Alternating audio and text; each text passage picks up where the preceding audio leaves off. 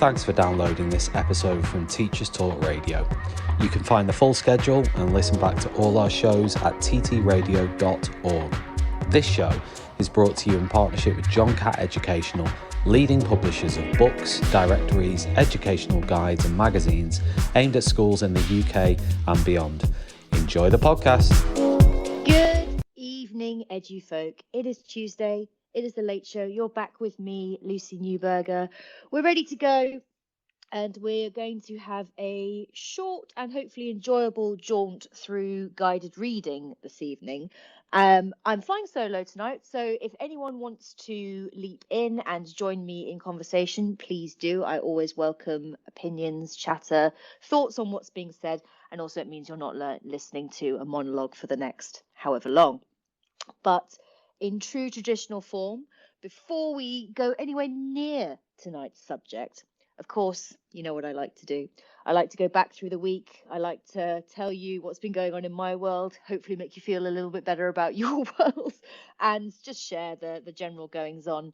I feel it humanizes things a bit. I feel like when somebody's hosting a show and they can share in their goings on, particularly as teachers, it really does make people feel a bit better and feel a little less, particularly when I see on Twitter at the moment that people are finding things a bit difficult since we've gone back post-Christmas. I mean, teaching's difficult all year round. It has many highs, it has many lows, it takes you through the emotional spectrum on a near daily basis. But I've seen sort of the mood on Twitter, I don't know if it's just what's popping up in my algorithm, seems to be a little bit on the sadder side, obviously with strike action and the such like coming up. Maybe that's in there as well, but let's see. I mean, I think that it does then fall to some of us to be like, okay, yes, we know it's hard, but let's try and push forward. So I don't know where I'm at with that. Okay, so we have finally made it to the end of January, the longest month ever. And it really does, I don't know, every year. I mean, I'm a January birthday, so I kind of try and enjoy January as much as I can. But it really does feel long. But we've made it to the 31st.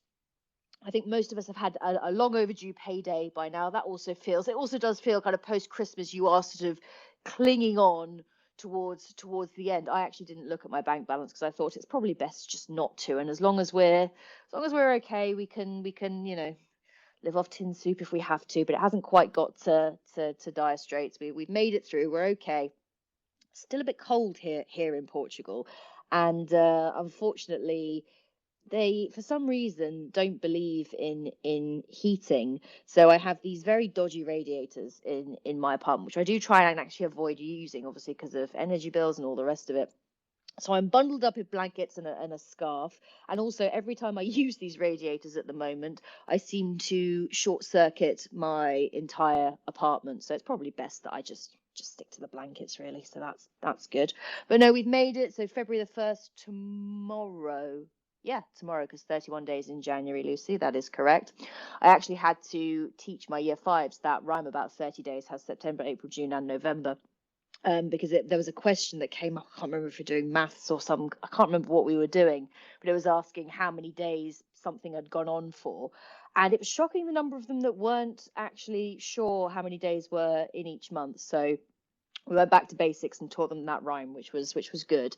And I'm often found saying it to myself as well. And then also explaining to them that those born on the 29th of February only have a birthday every 4 years. And they were like, well, why? I said, well, because there are only 29 days in February in a leap year. So that blew their minds as well. I mean, maybe I'm teaching the wrong things. I don't know. But still, the power of awe in children is always good, and always when you least expect certain things. We are currently in the throes of, and partly why this guided reading show is so appropriate, we're partway through our book week at the moment over here in Portugal. And I don't think this is a countrywide thing. I think this is just when we choose to do ours as a school. So we've got character dress up day on Thursday, and we're indulging in lots of different reading based activities. We've got an extreme reading competition going on where children send in photos of funny locations where they've been reading. We've got book swaps going on. We've got things going on in class to kind of boost reading throughout the school. So it's been a really nice week so far. And our head of English, Melissa, has been hard at work making sure it's all beautifully coordinated. And in amongst all of that, cross country is happening tomorrow, which sparks great joy in some children and absolute dread in others. And actually, one of the children that I tutor after school, who I've taught previously, said to me his only goal this year was not to come last. And honestly, it absolutely broke my heart when he said that. And it also gave me an idea for another show that I'm hopefully going to look at, which is primary PE. But we'll come back to that later on. Yeah, I thought that was quite sweet. So as a house leader, tomorrow I will be cheering on my house because we're doing it in houses. And they've got to do, I think it's 2.5 laps that kind of goes round the edge of the school and sort of through our kind of main entranceway, and then they repeat that. So it'll be good fun. It'll be really good fun. So I'll be absolutely hoarse by the end of it, but really looking forward to that. The other thing, it shocks me every year that kind of February half term is that midpoint through the academic year. And it blows my mind. And I actually said this to my class recently. I said, after half term, you're closer to year 6 than the start of year 5, in the hope that it would kind of bolster them forward a little bit. But most of them were kind of nonplussed by that, which is unsurprising, really. But at the halfway point, or near the halfway point, I always think it's good to have a look back and to reflect and to think about kind of how we're going to approach the rest of the year. I mean, I think there's always time for, and I do this a lot on TTR, there's always time for not a resolution as such, but a check-in, setting new goals, setting targets, thinking how we're going to be better. Because I always worry, particularly when having a tough time as some of us are at the moment, that energy is seeping a little bit into things, and the guilt sort of associated with maybe having to come down a bit harder, I always struggle with, or having to kind of drive kids forward a little bit more, and make sure that they're kind of course you always want them to do their best, but trying to kind of encourage them in the best possible way, that no, actually you do need to finish this piece of work, please, because we've been spending 3 lessons on it, and now I'm kind of, I don't want to look at it anymore. We were typing up astronaut application letters this week, and bless my children, I think it would have been faster to handwrite them up in neat, but digital literacy, it's all good, and it's all helping them move forward. So that's kind of the weekly update. That's where we're at. I hope you're all doing well. I hope you're all settled in and sitting with a cup of something warm on this chilly evening. I don't actually know what the temperature is in the UK, but I imagine it's not especially warm, being the end of January. I have got an apple and cinnamon fusion this evening, which is like drinking apple pie, so it's absolutely lovely. And hopefully I'll get to have a few sips, because hopefully some more people will join us and we can jump in. I should also mention, before we go any further forward, and speaking of reading and all those things, that our lovely sponsor is John Catt Education. And they are a leading provider and publisher of educational books and magazines. So I'm a great lover of CPD. If you're looking for something to boost your subject knowledge, or you're interested in a particular area of education, you can pretty much almost guarantee that John Catt will have something for you. So do go and have a look. I can see that there is a pinned tweet in the top of the space. So if you click on that, it'll also guide you to John Catt's Twitter. You can have a scroll through. You'll also be able to access the website there as well. And you can have a look and maybe treat yourself to something to read, maybe over half term or in bed. And I won't tell you how my New Year's reading goal is going. The answer is not well, but hey ho. Right. Okay, says she, shifting about in her seat. Let's get comfy and let's get cracking. Now, as pretty much always with my shows, this comes from an idea I've had, or an experience, or something that kind of is going on in my classroom, and that I want to then share with you, learn more about, figure out how I can do it better, etc. So go with me on this, and I hope that it's helpful. I hope that we all learn something together, and I hope that some of you jump in and have a chat. I can see that Emily is here. Hi, Emily. I can see we've got Machiavellian Girl. Fantastic Twitter name there as well. And I can see Liz is in too. So good evening to you all, and let's go. So part of the reason I chose guided reading this evening is because it's part of my investigation into primary English. And if you listen back to last week's show, I had a lovely chat with Miss Jess Swain, who gave me a brilliant insight into how she's teaching writing, how we can improve that, where we need to focus our energy in terms of, is the advanced grammar and linguistics the be all and end all, or do we just need to focus a bit more on content and things like that? So I've touched on the writing side. I wouldn't say I've completed it, but now I wanted to touch more on the reading side, and guided reading seemed a good inroad for that. So that's why we have decided to do this. I also think it's something I don't teach particularly well. So I wanted to kind of investigate it further, see where we ended up. Because as it stands, and this is kind of a bad thing to admit, I use my guided reading sessions a lot of the time for reading comprehension, for doing sort of more kind of whole class based activities. And maybe there are some of you out there who do whole class guided reading, and that's the way you approach it. But there's also the beloved and well known carousel approach, which I have tried to implement over the course of my career and just haven't managed to make it work for whatever reason. So anyway, let's first of all unpick what guided reading is about, or what the definitions are sort of floating around the internet. So I went down my research rabbit hole as usual, and I'm going to take you with me there first of all. So this first bit, so to define what guiding reading is, we've got Fountas, I'm hoping that's how I say it, or Fountas, and Pinnell or Pinnell, I think it's Pinnell. I'm going to stick with Pinnell, but hopefully I am right about that. And they define guided reading as the following. A small group reading instruction designed to provide differentiated teaching. I know that's a controversial word. If you listened to my show with Kieran Mackle about maths mastery, his sentiment towards that wasn't great, but anyway. That supports student in developing reading proficiency, and I think that is always the ultimate goal, isn't it? From when children at very early doors start to do or start to learn phonics, all the way through to the back end of primary, where hopefully they're developing more fluency, greater comprehension, using things like Vipers. Those of you that are familiar with that. So yeah, that is the ultimate goal. The teacher should use a tightly structured framework that allows the incorporation of several research-based approaches into a coordinated whole. For the student, guided reading lesson means reading and talking, sometimes writing, about an interesting and engaging variety of fiction and non-fiction texts. For the teacher, guided reading means taking the opportunity for careful text selection and intentional and intensive teaching of systems and strategic activity for proficient reading.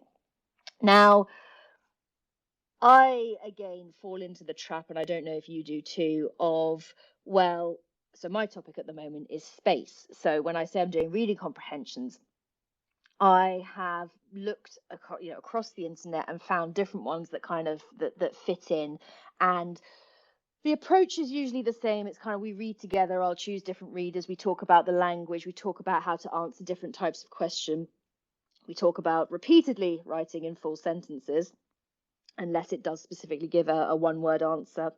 And it's kind of a sort of a job done aspect.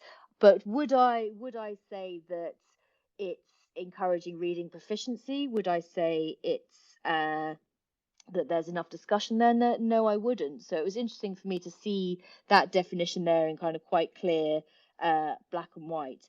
And actually this article as well, so this is research-based for guided reading as an instructional approach. So this is Pinnell and Fountas still. That the idea of using small group reading and using those differentiated tasks and having that carousel type approach is actually not that modern, apparently, but it does originate in the US. And it goes back to the late 1800s, when educators became aware of the wide differences among students at the same grade levels. Reading groups within classes became common, and the market for published materials grew. And I don't know about you, but it's sort of, I mean, there is a website or a dedicated place on the internet for all these things. I know many of you make your own resources, or share your resources with people. We are very grateful to you always. So, guided reading's again one of those things where if you search in the right place, you can pretty much find anything for whole class or for group approaches. So I tend to stick to the same things. I tend to use Twinkle quite a lot, but obviously there are other things out there. I mean, you can subscribe to, not subscribe to, and I know different schools subscribe to different things. So once I defined guided reading and I sort of understood and I had that definition in my mind, I was like, right, okay, but what do we need to do this for? And that may seem like a silly thing to ask. Well, of course, children need to learn to, reading is not just about fluency. It's not just about being able to blast their way through any kind of text. It's also about that reading for meaning. It's about looking at different context clues. It's about different types of question, whether you're being asked to look at vocabulary, whether you're being asked to infer. And honestly, every time I stumble across an inference question and have to explain to my children that, yes, you still need evidence from the text to back up what you're saying, but you are kind of sharing your thoughts as well. And it's a very difficult thing to get them to do. But I suppose the purpose of guided reading is that, in our sort of day-to-day English lessons, yes, there's reading that goes on, particularly when you're analyzing different types of text, or if you're using a particular novel or whatever, but it's not unpicking these books or these texts in the way that, or sort of forensically, as you would in a guided reading session. And it's not that focused as well. And I think, again, part of the reason that I find difficulty with it is because I'm on my own in class most of the time. So managing different groups and making sure different groups are focused on different things can be quite tricky, particularly when you've got some animated members of the class. But there we go. We keep going. But I think that often what happens with these sessions is that there's just a bit of a lack of imagination a lot of the time. It's kind of, This show is brought to you in partnership with John Catt Educational, a leading publisher of books, directories, educational guides and magazines specifically aimed at forward-thinking schools in the UK and beyond. Have you checked out their latest releases? Don't miss out. Visit johncattbookshop.com to explore their full range of titles and advance your own professional development today. Happy reading. But I always find, and I don't know if you do too, that they are incredibly dry, and that even within the groups you're reading in, you put them on a particular level in inverted commas, but even within that group there are some children who are sort of at the higher end of that level and could probably go above, but because you have to group them in a certain way, it's not particularly helpful to them because they could be that bit higher, but they're not quite good enough to be in the next group who you've put on a slightly higher level of book. And this is something I'll come back to a bit later on in the show, because I think it's important to also look at, as much as guided reading and this approach to reading is important, there are those out there who don't subscribe to a guided reading approach and who feel that actually we should be approaching reading in an entirely different way. So I don't know what your thoughts are on that. Please do share them with me if you have a moment. You can hear me, as always, shuffling paper, but we're going down the research rabbit hole, so let's keep going. So again, looking at another Scholastic blog, they were trying to sort of unpick guided reading a little bit more and trying to kind of understand where this fits in. And they wanted to talk about, let's consider what the guiding in guided reading actually means and how this is a different type of teaching to the way we normally do. Because for the most part, as a primary teacher, we do our input at the front of the classroom. We try and circulate. We sort of go around. We try and make sure that everyone's on board, and then split off and do our thing. Guided reading is a bit different because it is, excuse me, if you're taking that group approach, it is sort of more focused on those individuals, or at least for a short period of time. And it says here that sometimes guiding involves taking the lead and supporting others to achieve a learning goal. Guiding a learner towards that goal involves knowing the route. Deciding what needs to be brought to the attention of the group requires us to know what children can take control, what the children can take control of, and what is still tentative or just coming under control. Then we can judge when and exactly how much support to offer and how and when to foster that resilience. And so that requires a great understanding from our part. And this again goes back to thinking about those texts and being careful and maybe not just using those level books or not just printing off the internet, Miss Neuburger, or anything like that. So we also need to know the demands of the book to be read. So that's familiarizing ourselves with the text beforehand. So we know beforehand what's coming up, what we're going to ask, exactly the kind of questions that we're going to maybe do verbally, and then the questions that maybe children are going to write answers to. Or is it just going to be an entirely verbal session? Is it going to be an entirely written session? Are you focusing on a particular skill? Is it a vocabulary-based chat? Or is it more about prediction? Or again, going back to those Vipers skills, inference, whatever. So we need to know the demands of the books. Preparing the book carefully ahead of the lesson or text enables us to support children to read it successfully for themselves during the listening in section of a lesson.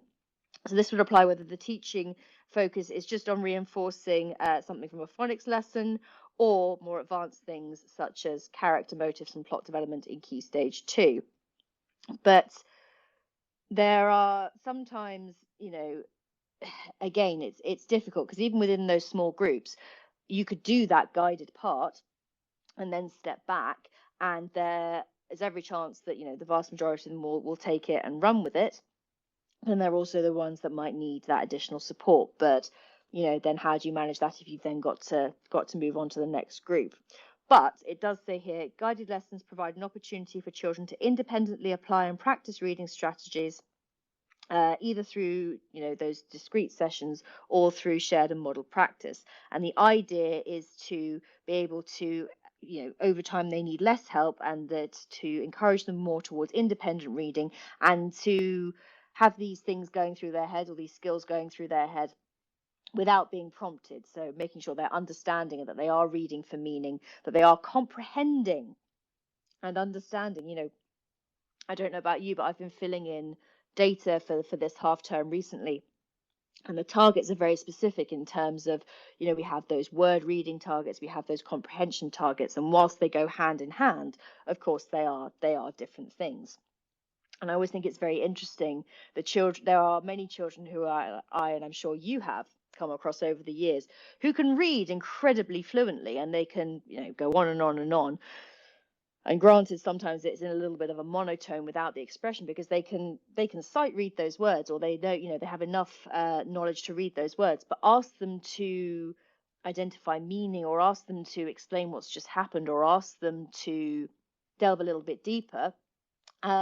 Sometimes they can't do it, because although the reading's there, it's a bit like learning your times tables by rote, isn't it? You've memorized the pattern or the order, but ask a child to then explain actually what 3 times 4 actually means using an array or whatever. Sometimes they're unable to do so just because they haven't delved that bit deeper. But of course, with reading, or with anything, with a lot of the skills, with a lot of these things that we're doing with children, the cognitive load that is involved in, reading the words that are there, so deciphering what's there, then kind of taking that on board, but also trying to understand the meaning, also then thinking about a question that they're going to be asked, then formulating an answer to that question, be it verbal or written. That's an enormous amount to have to do in any brain. So the idea that we just expect children to be able to answer these questions without teaching them the necessary skills, and I think again this is what a lot of these articles are getting at. And there's another one here that's about the importance of guided reading that I'll come to in a moment. But without teaching those specific skills and homing in on those skills, there's no way we can expect children to be able to answer, to be able to know how to predict what happens next, or think about that, or to be able to infer in any particular way. So I do think that guidance aspect is incredibly important, but also you can guide, but you need to guide effectively. And that's, I suppose, where that additional planning aspect comes in, and maybe where yours truly has not focused her energy in the past. So I think that it's important for me, and certainly reading about this, it's made me think, okay, how can I make these reading sessions more productive and more effective overall? And it does say here, reading is complex, and teaching children to read does require skill and knowledge. And we use assessments to ensure that the book and the teaching objectives are pitched at the child's current competencies. And we can plan carefully around the book before the lesson to plot the teaching points and prepare for challenges. Consider what prompts we're going to use, what helpful aids we're going to use, and there's ways to prepare to be a good guide. And a good guide knows their purpose. To guide effectively, we have to have a good background knowledge of how children learn to read. And I think that's a really important point as well, because I know many of you who are primary teachers have taught up and down schools. I am, at the moment, I'm 7 years into my career, and I've only taught year 3 and above. So whilst at university and occasionally when I was on supply, I have taught phonics, and I do have an understanding of phonics and how that is learned. And certainly when reception in year 1 went back after lockdown, when I was still in the UK after that first lockdown, and I was drafted in to help teach those year groups, it was very interesting to kind of dig into the brain archive and actually think, oh gosh, these children, the amount of energy and the dedication that goes into in EYFS year 1, year 2, goes into laying the foundations for children being able to read that phonic knowledge is so important. And I think sometimes that does get forgotten about and underestimated. And then as children travel further up the school, sometimes I think there is a bit of a trap for sort of, year 5, 6 teachers, where we've sort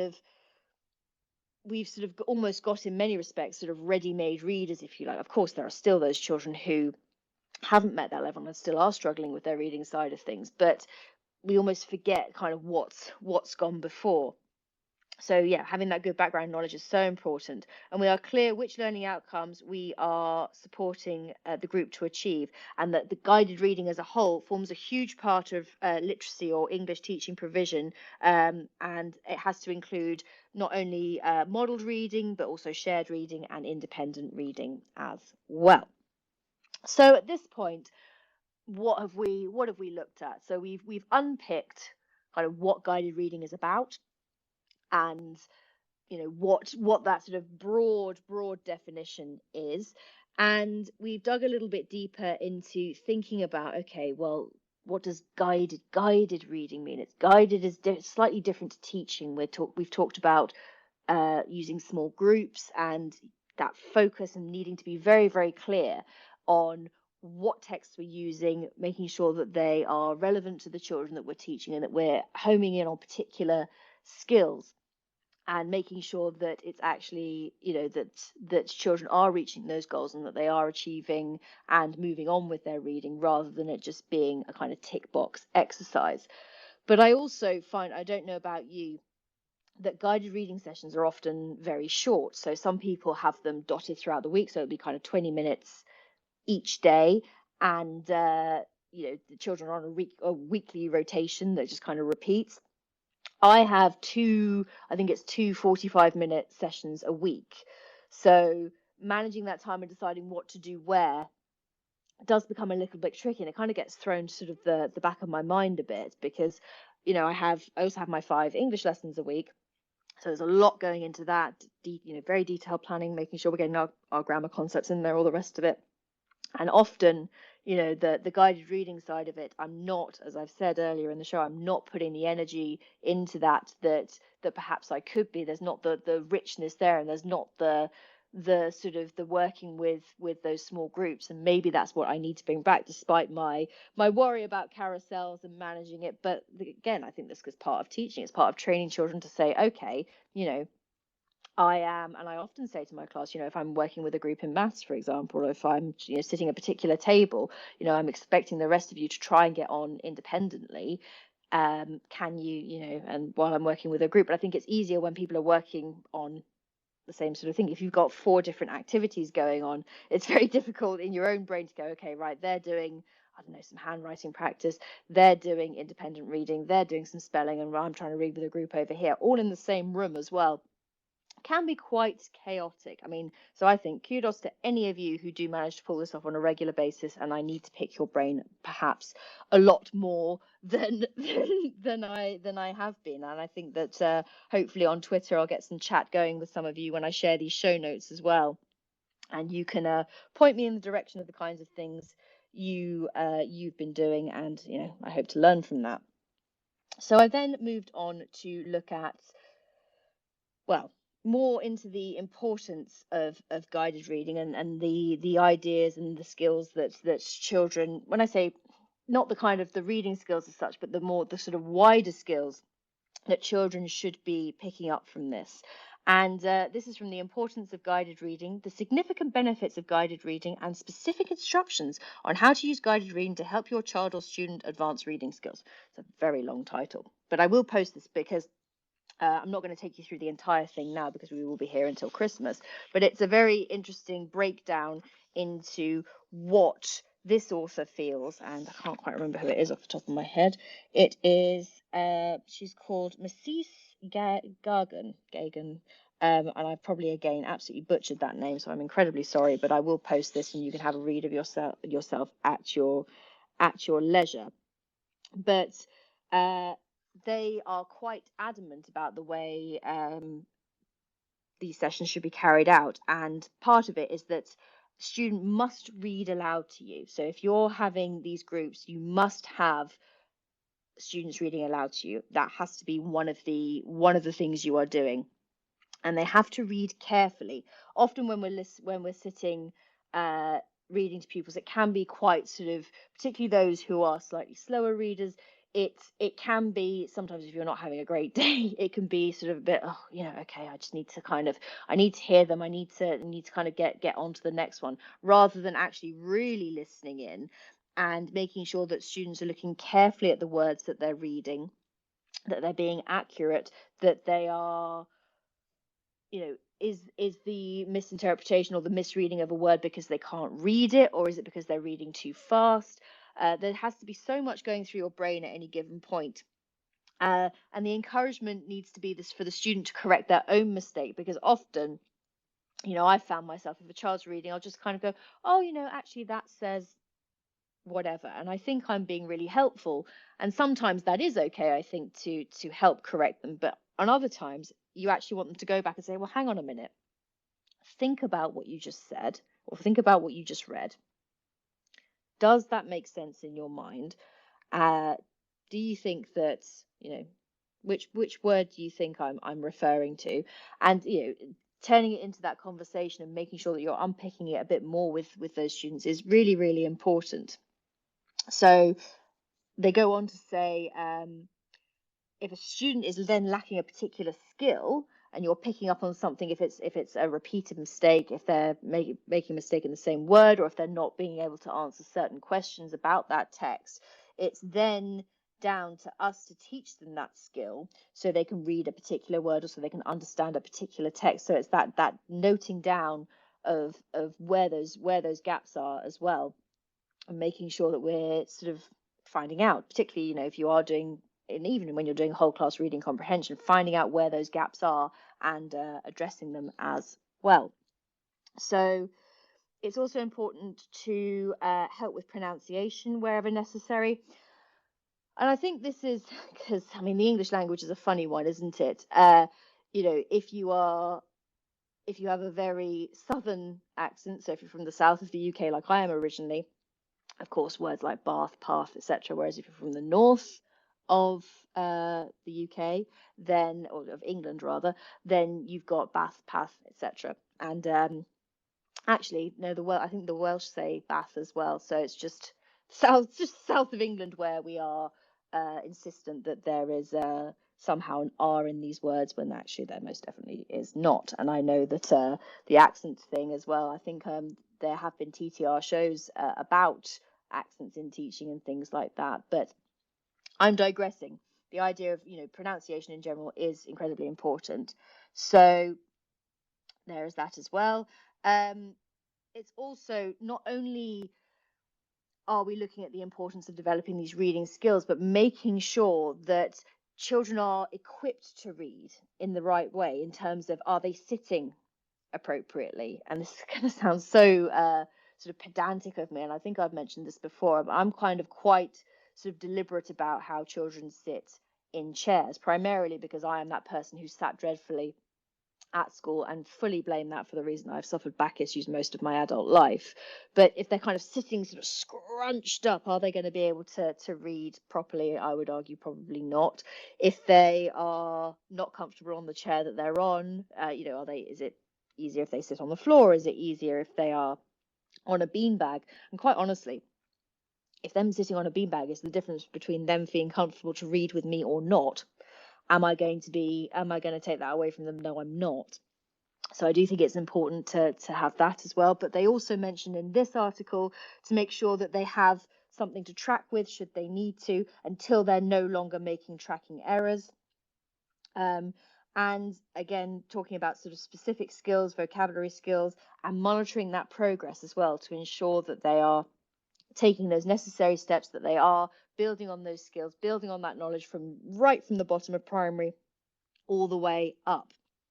And I think maybe, there was a chat for a long time about the fact that a lot of children were leaving primary school unable to read in the manner that was appropriate, in inverted commas, for a year 6 child. And there's often been comment on this, that as children transition into secondary and into year 7, that year 7 teachers are often surprised by the huge gaps that there are, in that it's not that fluency aspect that's the problem. Children can read what's in front of them, but it is again that meaning, that vocabulary and things like that, and being able to use the context around these words, looking for clues to understand meaning, or to have the initiative to look words up in a dictionary.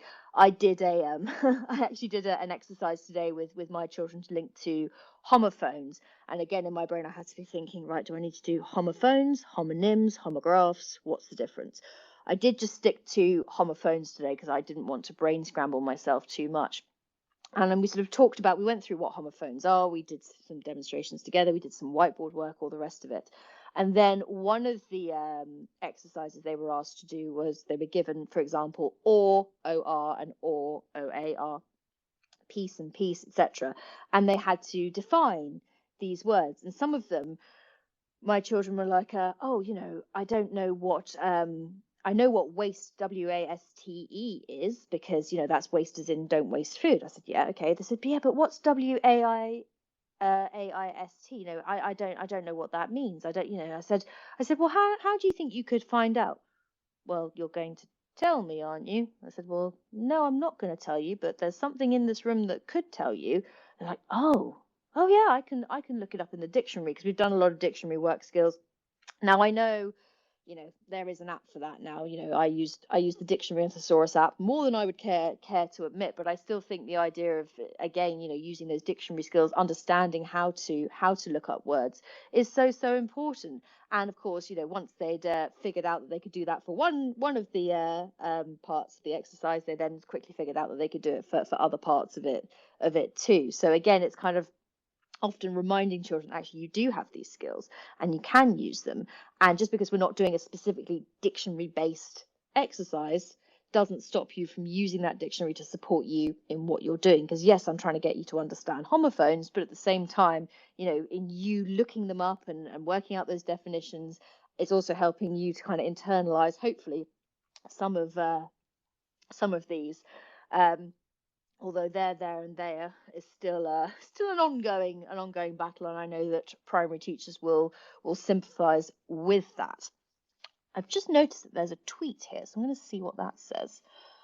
Ooh, Matt Draper, what do you guys think of the principles of reading reconsidered? It's not something I'm familiar with, Matt, but if you want to leap on, or if anyone does know what that involves, then please feel free to jump on and tell me, because it is not something I'm familiar with, I'm afraid. Embarrassingly, it's that is a new one on me. So anyone who can help, please do leap in at any point.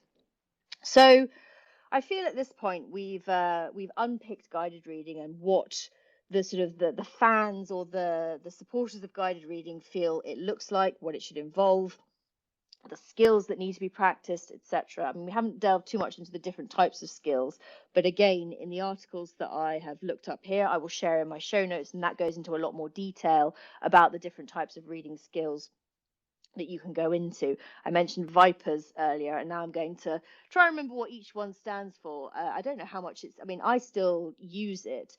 I don't know how many of you still do. So Vipers is, right, here we go, vocabulary, inference, prediction, explain, retrieval, and summary. Yes, I did it.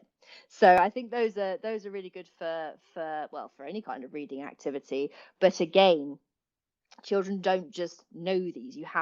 These are very, very kind of detailed, specific skills that you have to maybe spend more time on than I definitely have been doing. So there is that as well. And we've talked about reading aloud. We've talked about the importance of that, and the teacher acting as a guide in these situations rather than sort of the old-fashioned kind of input at the front, modelling, etc. Oh, got a second tweet coming through. Let's just see if Matt has. Vipers. Miss MM has said Vipers are a huge part of our school guided reading process. We love them, and I think. That's good to hear. It's good to hear it's still being used as well. And I know there's those brilliant Vipers bookmarks you can get. I have a big Vipers display up on my sort of help. I don't really want to call it a spag wall. It's not. It's spag reading. Well, it's kind of my sort of help corner for lots of things. But I'm glad that I'm not the only one still championing Vipers. I know there are probably people out there who don't love it, but isn't that part and parcel of these discussions in education that we have all the time? I think it's, what for every fan, there is someone who is not a fan. So respectfully, I'm a fan, but I respect you if you are not. So we've talked about, well, the kind of what I would consider, I don't want to call it old school guided reading, traditional guided reading, if you like. So we've talked about that kind of whole class approach with what I've been doing with these, with different comprehensions, looking at those reading skills from that point of view, and how I don't necessarily think that's particularly effective. We've talked about the sort of the smaller group approach, which does seem to be the research suggests that teachers, people working in education are more a fan of that approach, and that's the way we should be doing it in the small group setting. And whilst I can get behind that, I've found it difficult to manage, as I've said. I don't know about you, and I think because of the way, I also think timetabling is everything.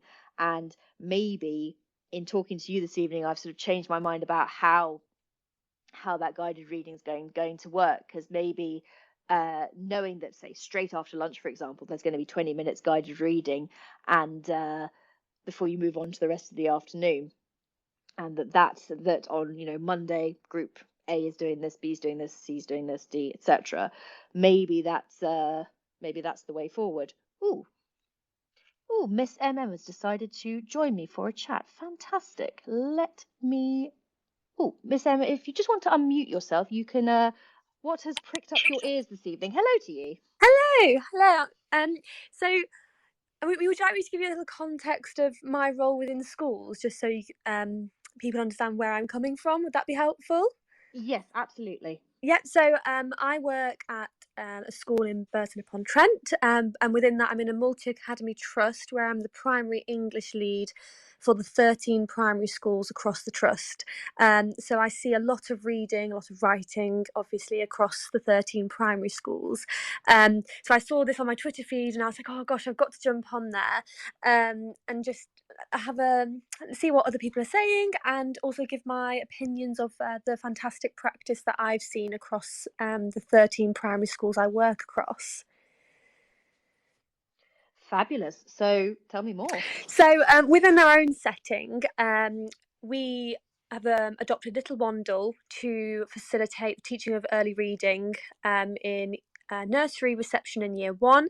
So I'm sure you've probably covered this, but obviously that constitutes learning learning phonemes, and then they have 3 reading sessions per week based around the phonemes that they are secure in, making sure as well that we're on that 90% reading fluency. Within guided reading, that's a really huge thing across our multi-academy trust, that we're knuckling down on, I would say. Obviously, texts that the children are accessing, it's so important that it's at that degree where it's not too challenging that it puts them off from the reading, but isn't so easy that there's not that moderate challenge that is needed for progress.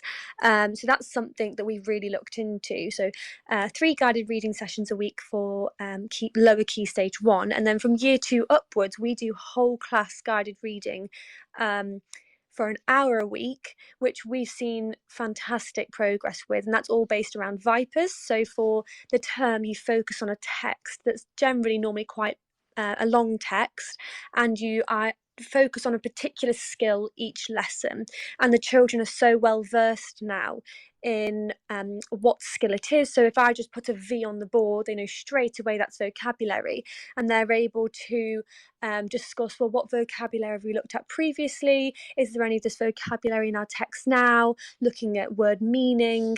One that we're looking a bit within our own setting a bit further is inference. It's always that tricky one that children struggle with, and they rely so heavily in Key Stage 1 with inference based around pictures, and they get really good at that, and that's fantastic. But then when you get to that inference in Key Stage 2, where it's much more prescriptive, and you have to really understand word meaning to be able to infer from those longer bits of text. So that's something else that we're working on.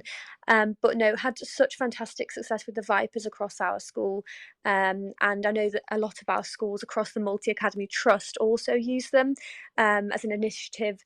Once we got secure in them, we shared our ideas, and some people have jumped on board, and a lot of people actually like to do a few Vipers per lessons, almost in style of SATs questions, preparing them for having to answer a variety. But lower down in year 2 where I am, we focus on one a lesson, so they get a really good understanding of the reading skill we're trying to develop.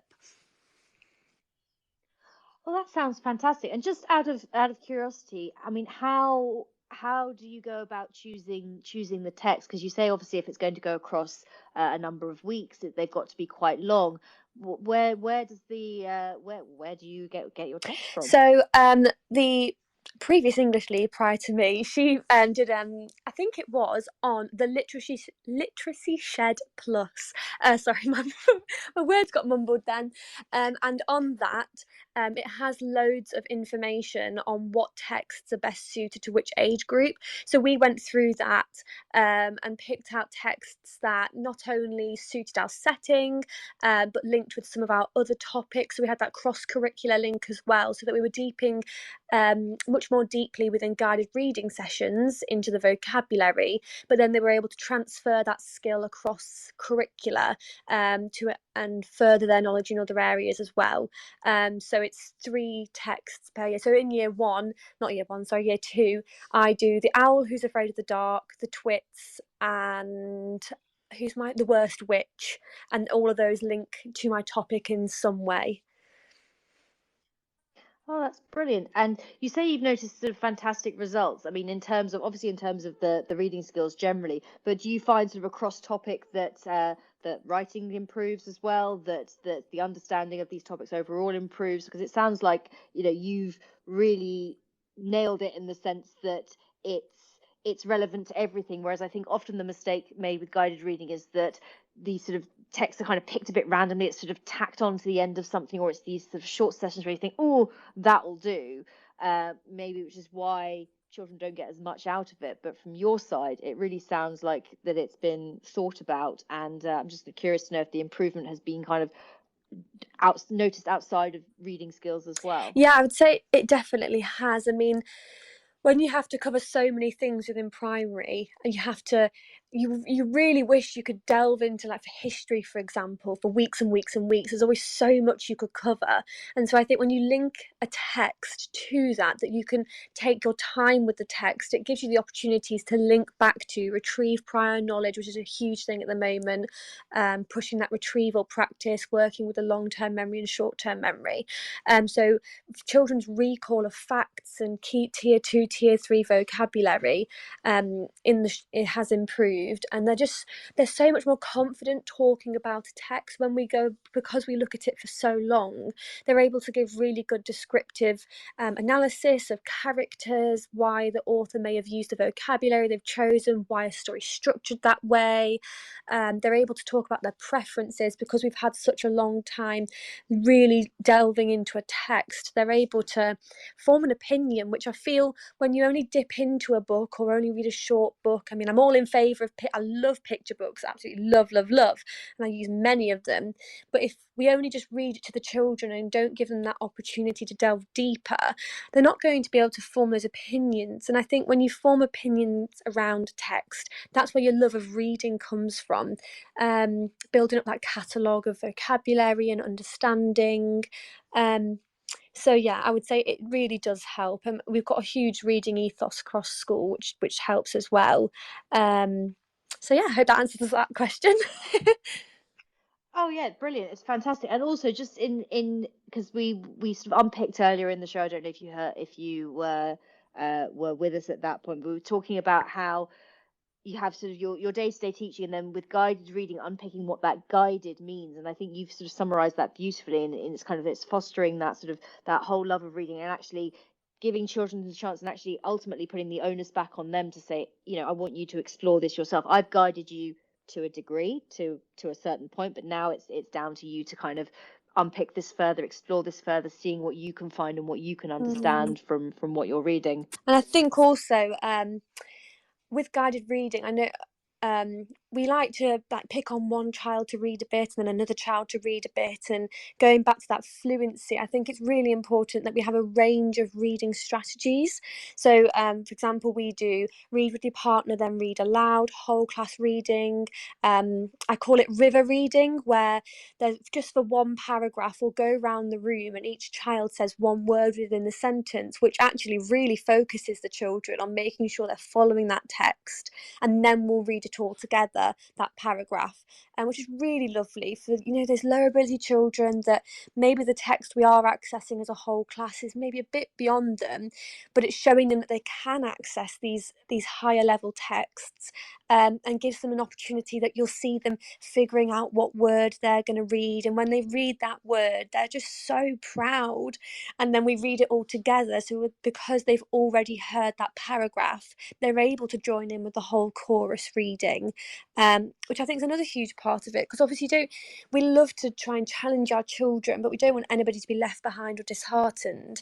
So I think reading fluency and ensuring that everybody gets an opportunity to read aloud, not just your higher ability children, in whole class guided reading is really important as well.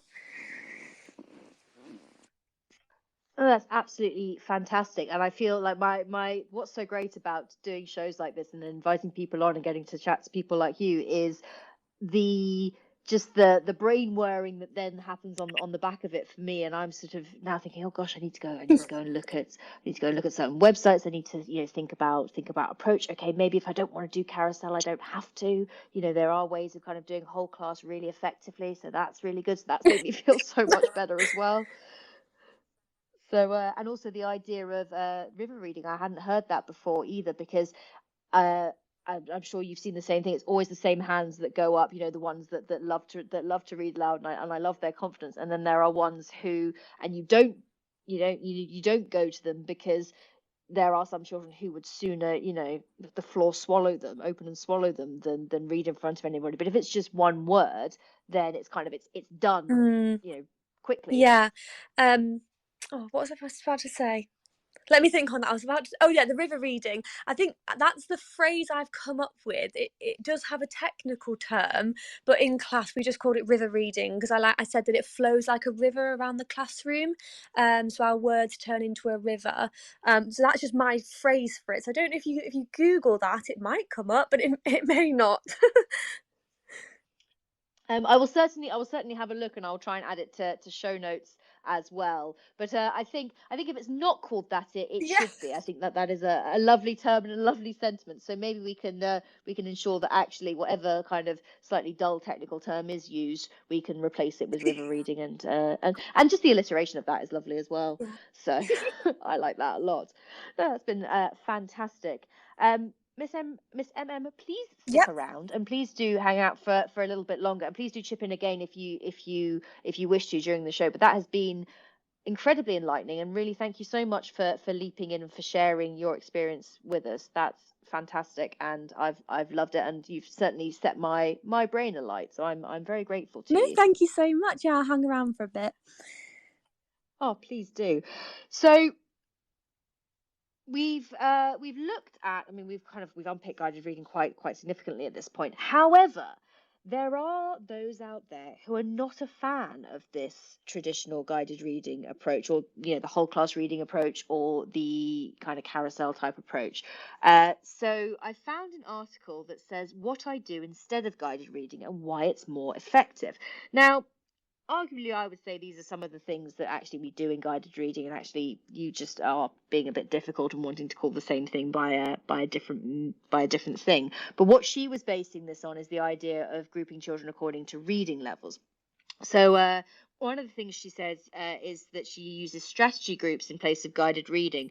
So instead of working with children based on their reading level, she does it on a particular skill. So groups include students who are at all different places in their reading journey. Some might be reading chapter books, another might be reading simple picture books. And what they're reading doesn't matter. What matters is that they're working on the same set of skills, and that they are working on things like comprehension, accuracy, fluency, and expanding vocabulary.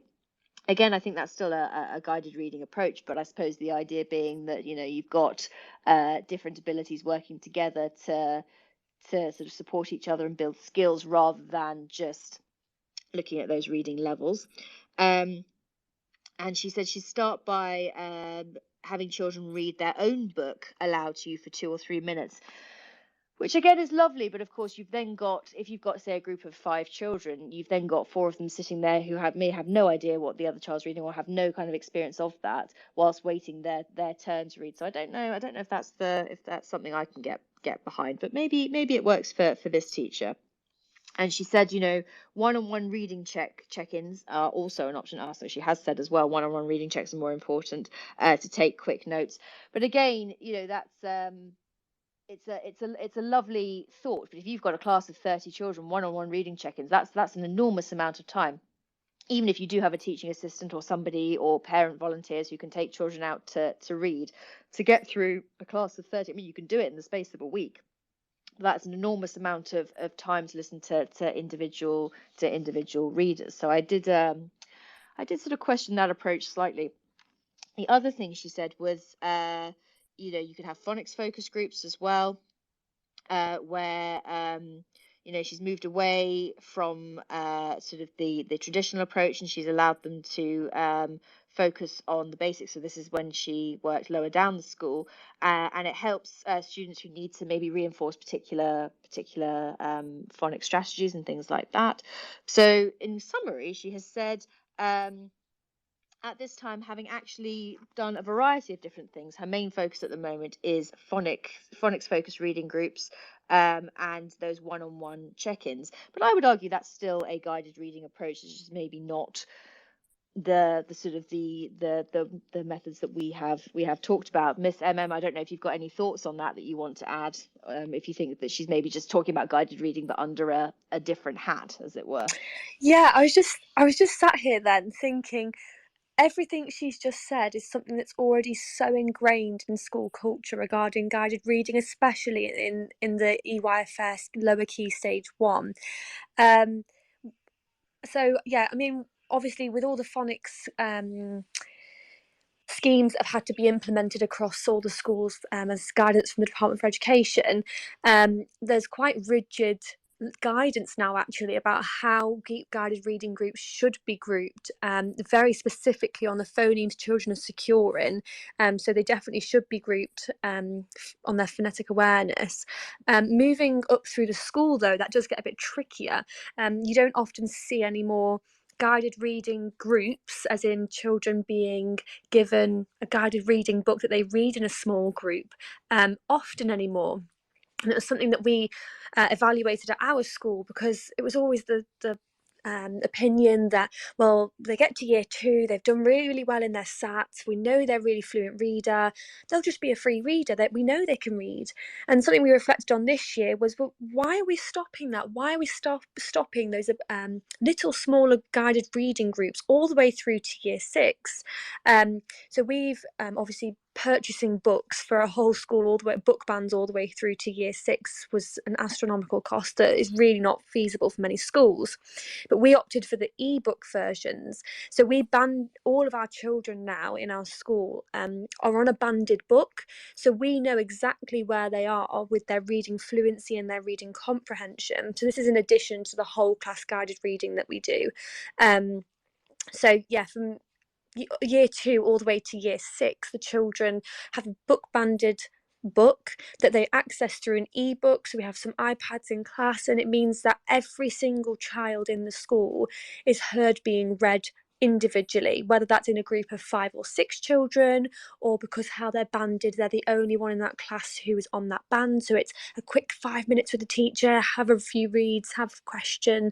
But yeah, I don't think banding by ability is anything new. I just think it's something that's definitely been brought to the forefront since the guidance from the DFE regarding phonics schemes.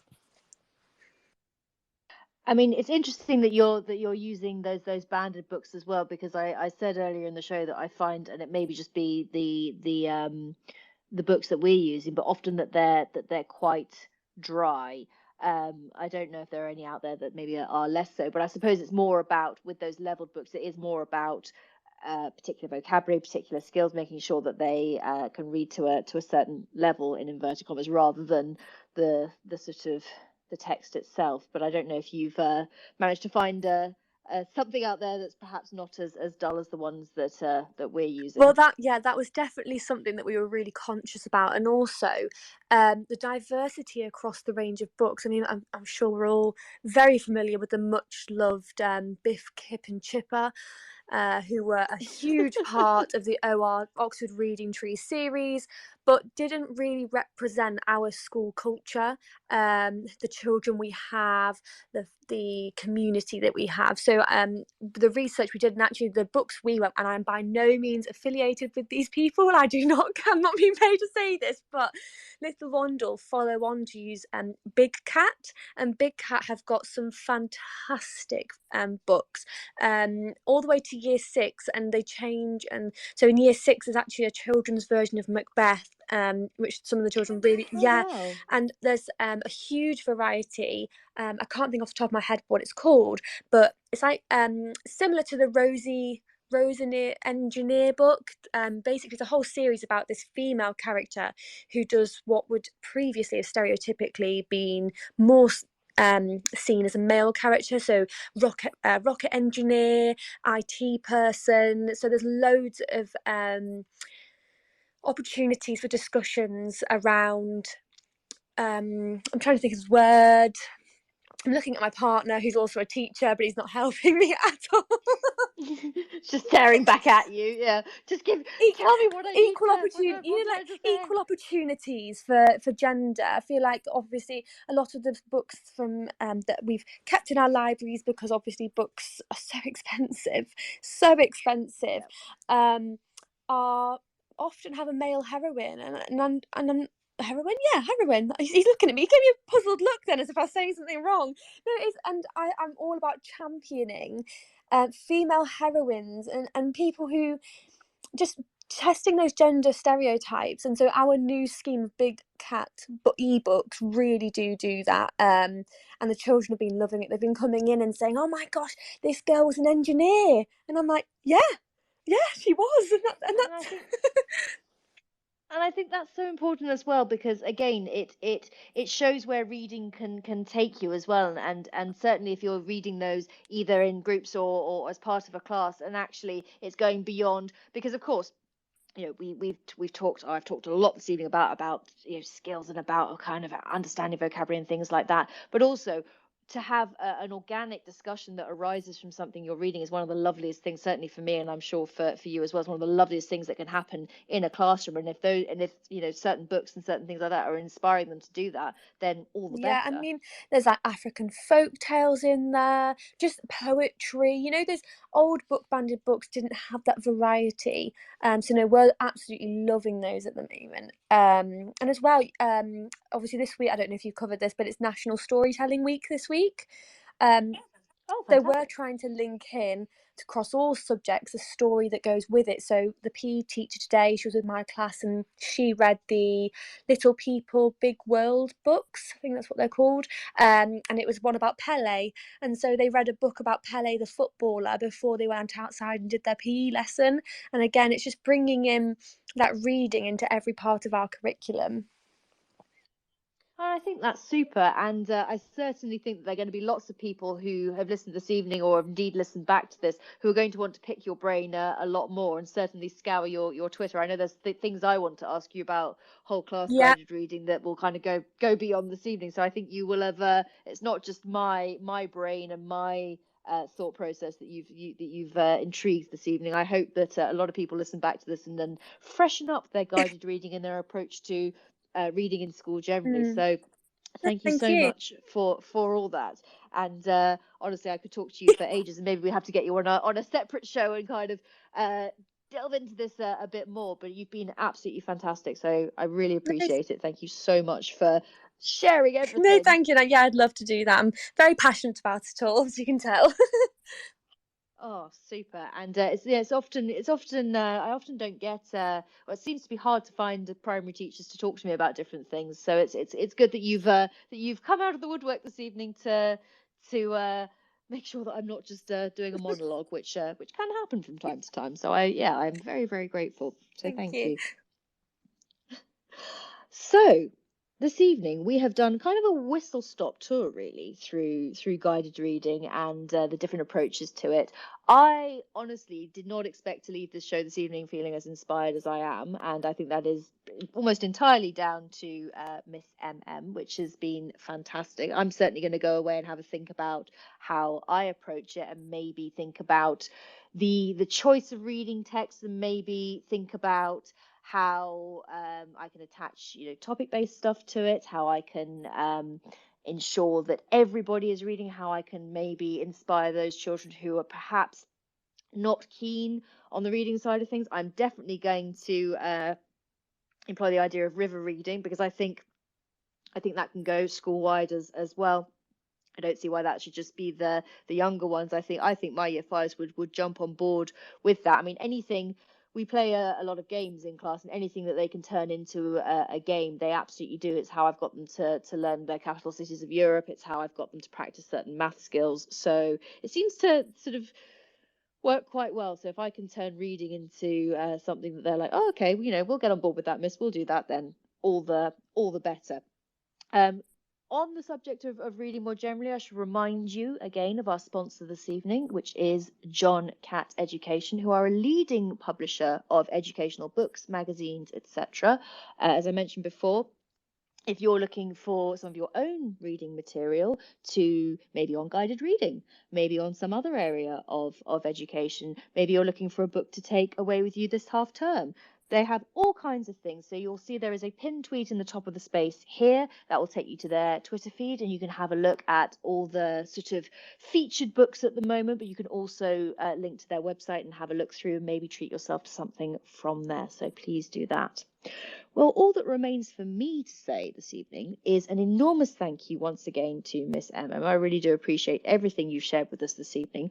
I will share my show notes, and I'm going to definitely be asking Miss MM for some of the links and some of the things she has mentioned as well, so look out for those too.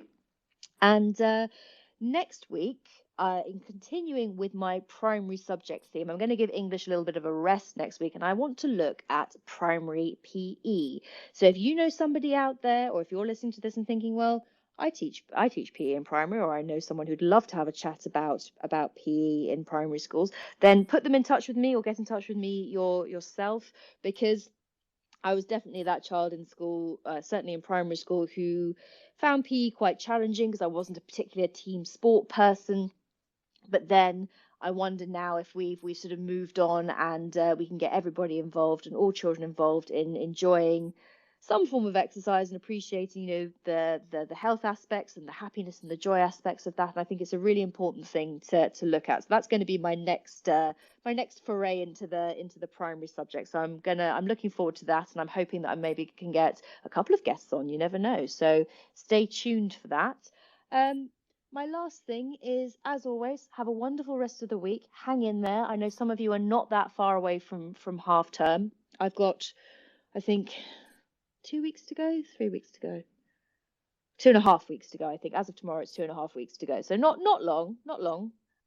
Even though we've done January, so that's great. And I think we just press on and continue being fabulous. So thank you, everybody, and I will speak to you again next week.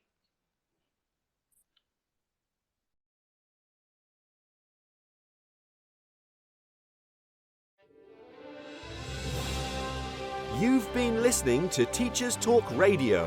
Tune in live and listen back at ttradio.org.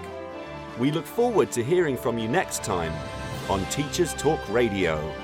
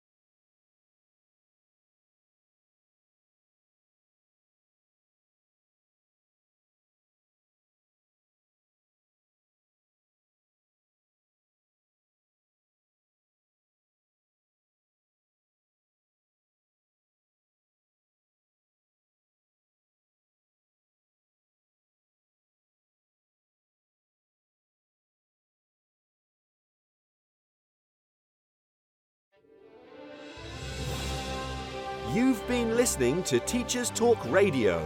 Tune in live and listen back at ttradio.org. We look forward to hearing from you next time on Teachers Talk Radio.